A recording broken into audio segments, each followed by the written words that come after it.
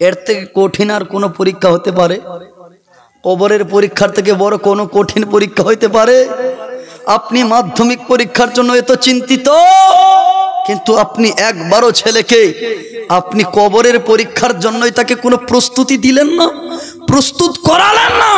ছেলেরে বেটা যা মসজিদে যা, বেটা নামাজ পড়, মক্তবে যা, মাদ্রাসায় যা, একটু নামাজটা শিখেলে বেটা, কোরআনটা পড়তে শিখেলে বেটা, বেটা পাস করতে পারবে। আরে বেটা 3টা প্রশ্নই পাস করে গেলে তুমি স্টার নয়, ওখানে কোনো সেকেন্ড ডিভিশন নয়, থার্ড ডিভিশন নয়, একেবারে লেটার বোর্ড ফার্স্ট করে তুই জান্নাতে চলে যাবি। জোরে বল বেটা। অনেকেই মাধ্যমিক পরীক্ষায় পাস করে বেকার হয়ে ঘুরে, কলেজ স্কুল ইউনিভার্সিটিতে পড়ে বেকার হয়ে ঘুরে, কিন্তু কবরের পরীক্ষায় যে পাস করে নেবে সে মিজানের পরীক্ষাও পাস করবে, সে পুলসিরাতের পরীক্ষাও পাস করবে, সেই পুলসিরাতে মিজানে এখনো পাস করে সে ডাইরেক্ট জান্নাতে চলে যাবে। জোরে বলেছে মুসলমান, মনে রাখবেন সেই পরীক্ষার কথা বলতেছি। আপনি কতজন আছে ছেলেকে মাদ্রাসায় করেছেন? কতজন আছেন?